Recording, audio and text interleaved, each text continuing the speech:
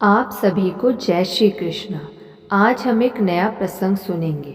प्रहलाद ने गुरुओं की बात मानकर हरि नाम को ना छोड़ा। तब उन्होंने गुस्से से में भरकर अग्निशिखा के समान प्रज्वलित शरीर वाली कृत्या को उत्पन्न किया। उस अत्यंत भयंकर राक्षसी ने अपने पैरों की चोट से पृथ्वी को कपाते हुए वहां प्रकट होकर बड़े क्रोध से प्रहलाद जी की छाती में त्रिशूल से प्रहार किया, किंतु उस बालक के हृदय में लगते ही वह झलझलाता हुआ त्रिशूल टुकड़े टुकड़े होकर जमीन पर गिर पड़ा। जिस हृदय में भगवान श्रीहरि निरंतर प्रकट रूप से विराजते हैं, उसमें लगने से वज्र के भी टूक टूक हो सकते हैं, फिर त्रिशूल की तो बात ही क्या है। पापी पुरोहितों ने निष्पाप भक्त पर कृत्या का प्रयोग किया था।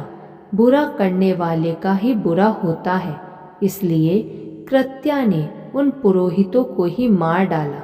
उन्हें मारकर वह स्वयं भी नष्ट हो गई। अपने गुरुओं को कृत्या के द्वारा जलाए जाते देखकर महामति प्रहलाद, हे कृष्ण रक्षा करो, हे अनंत इन्हें बचाओ, ऐसा कहते हुए उनकी ओर दौड़े। प्रहलाद जी ने कहा, हे सर्वव्यापी विश्वरूप विश्वसृष्टा जनार्दन, इन ब्राह्मणों की इस मंत्राग्नि रूप भयानक विपत्ति से रक्षा करो। यदि मैं इस सत्य को मानता हूँ कि सर्वव्यापी जगत गुरु भगवान सभी प्राणियों में व्याप्त हैं, तो इसके प्रभाव से ये पुरोहित जीवित हो जाएं।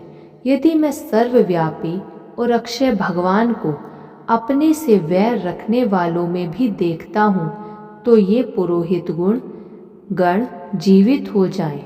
जो लोग मुझे मारने के लिए आए, जिन्होंने मुझे जहर दिया, आग में जलाया, बड़े बड़े हाथियों से कुचलवाया और सांपों से डसवाया, उन सबके प्रति यदि मेरे मन में एक सा मित्र भाव सदा रहा है और मेरी कभी पाप बुद्धि नहीं हुई है, तो इस सत्य के प्रभाव से ये पुरोहित जीवित हो जाए।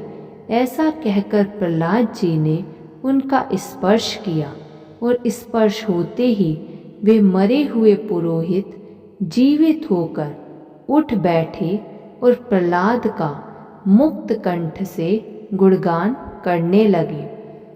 बोलिए प्रहलाद महाराज की जय हो। ऐसे और प्रसंग सुनने के लिए इस चैनल को सब्सक्राइब कर लीजिए। धन्यवाद।